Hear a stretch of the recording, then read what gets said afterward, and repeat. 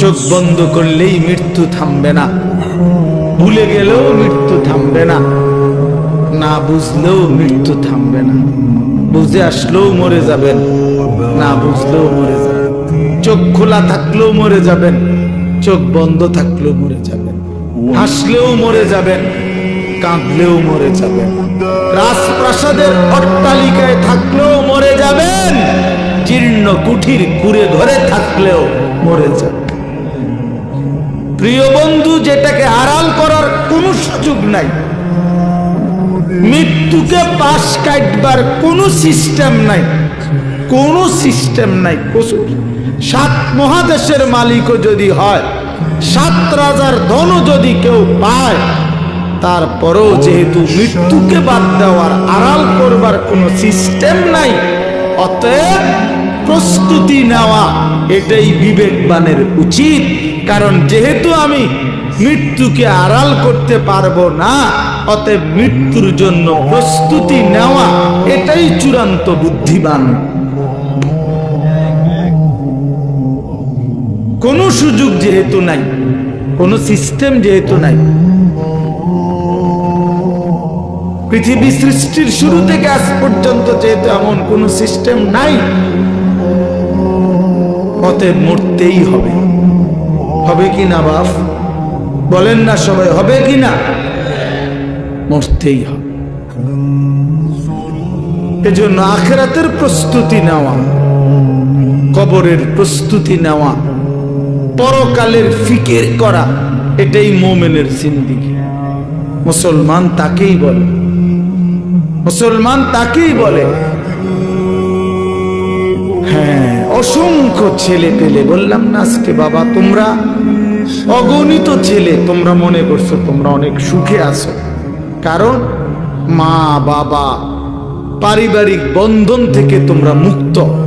অর্থাৎ তোমাদের বাবা আর তোমাদেরকে ফেরাইবার জন্য সাহস করে না, তোমাদের মার তোমাদেরকে দিনদার বানাবার ফিকির ছেড়ে দিছে, মহল্লার বাসী ছেড়ে দিছে, তোমাদেরকে ছেড়ে দিছে। বাপ, তোমরা এখন বন্ধুদের আড্ডায় ঘন্টার পর ঘন্টা, বাকি টাইম একাকী যখন হও, সারা রাত মোবাইল। তার মানে তোমার কোনো মা নাই, বাবা নাই, অভিভাবক নাই, কেউ তোমারে রাগ দিবে, ডাক দিবে, কেউ তোমারে ফিরাবে। আপন ঘরে ঘুমায়, মা বাপ জীবিত, কিন্তু একটা দিন চোখের পানিও পড়ে না, বলেও না আমার 365 দিনে আমার 16 বছরের ছেলেটা একদিনও ফজরের নামাজ পড়ে না। এত বড় জানোয়ার মুসলমানের ঘরে কেমনে ঘুমায় বেটা? এত বড় জানোয়ার কেমনে ঘুমায় মুসলমানের ঘরে? তার বাপ কোথায়? তার মা কোথায়? আহা, তার পরিবার এভাবে ভুলে গেল কেমনে? কিরে বাপ, তোমার উপরে খোদার কি পরিমাণ লানত পড়ছে, খোদার গজব পড়ছে বেটা। এজন্য কেউ তোমারে আর ডাকে না, কেউ তোর মনে করাই দেয় না যে রে বাপ, তোর জাহান্নাম দেখা যায়, তোর জাহান্নাম দেখা যায়। কেউ মনে করায় না, ছেলে বেলে বুঝছেন, কেউ মনে করায়। সবাই তামসা দেখতেছে, চোখের সামনে আমাদের ছেলেরা নষ্ট হয়ে যাইতেছে, বখাটে হয়ে যাইতেছে, মসজিদে নামাজ চলতেছে, এক ওয়াক্ত নামাজ পড়ে না, কারো কোনো ফিকির নেই। তার বাবা কই, মা কই, দাদা কই, দাদি কই, তার নানা কই, নানি কই, চাচা কই, মামা কই, ফুফা কই, খালু কই, তার বড় ভাই কই, তার বড় বোন কই, কেউ কিচ্ছু বলে না। হেইতে হেইতের মতো হাসে, লাফায়, চুল রাখে তার ইচ্ছা মতো, প্যান্ট পরে তার ইচ্ছা মতো, দুপুরে খানা বিকালে খায়, বিকালের খানা রাইতে খায়, সারা রাত, রাতের 3টা বাজে দেখবেন মোবাইলে ছবি দেখতেছে, ভোরবেলা 9টা বাজে গেছে, ঘুম থেকে উঠতেছে না।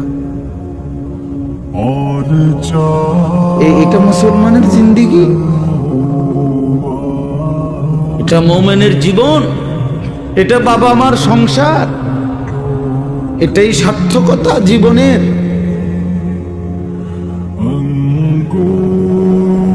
বলে পৃথিবীর সর্বাধুনিক মজবুতি প্রযুক্তি দিয়েও যদি আপনি সোফা বানান, খাট বানান, কি লাভ হবে যদি স্ত্রী সন্তান নাফরমান হয়? হ্যাঁ, যদি ছেলে মেয়ে বেনামাজি হয়, মেয়েটা যদি বেপর্দা হয়, স্ত্রী যদি বেপর্দা হয়, কি ফায়দা? অর্জন কি জিন্দেগির অর্জন কি? এই জন্য আমি অনুরোধ করছি আপনাদের কাছে, দয়া করে ফিকির করেন, ফিকির করেন। ছেলেরা বাপ, নষ্ট হইও না বাপ। যদি অব্যাহত গুনাহ পাপ, একটা শেষ, এই প্রসঙ্গটা শেষ করতে চাই। একটা চূড়ান্ত কথা আপনারা বাবাদেরকেও বলি, একটা গুরুত্বপূর্ণ কথা মনে রাখবেন।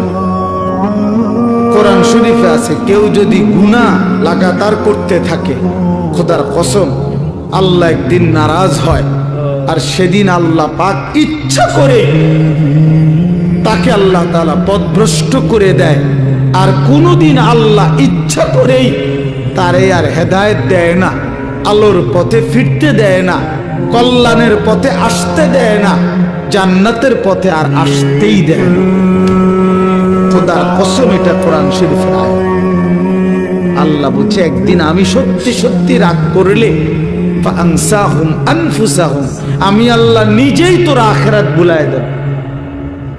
যা, ঠিক আছে বান্দা, গরু ছাগল কুকুর বিড়ালের মতো খা, ঘুমা, পেশাব পায়খানা কর, যৌন চাহিদা মনে পূরণ কর, ঠিক আছে বান্দা, খালাস। নুওয়াল্লিহি মা তাওয়াল্লা ওয়া নুসলিহি জাহান্নাম।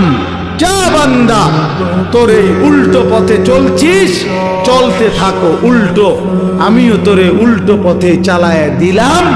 তো মনে রাখো, একদিন অনুসলিহি জাহান্নাম, উল্টো পথে চলতে চলতে একদিন তোমারে আমি আল্লাহ ধাক্কা দিয়া, লাথি দিয়া ফেরেশতাকে বলে জাহান্নামে ফেলে দেব, জাহান্নামে ফেলে দেব। হ্যাঁ, কোরআন শরীফে আছে, আল্লাহ বলবে হাসরের ময়দানে ফেরেশতাদেরকে, ফেরেশতারা আমার নাফরমান বান্দাদেরকে খুযুহু ফাগুল্লু, ওদেরকে ধর, এই ফেরেশতা ধরো, আর ফাগুল্লুহু, বেঈমান বান্দাগুলো, নাফরমান গুলারে বাঁধো, টাইট করে বাঁধো। বাঁধার পরে বলবে সুম্মাল জাহিমা সাল্লু, এবার জাহান্নামের মধ্যে ছুঁড়ে মারো, একটা একটা লাথি দিবা, এক এক লাথিতে যেন গিয়ে জাহান্নামে পড়ে, ত্রাম করে মারো না, দেখ লাথি দাও।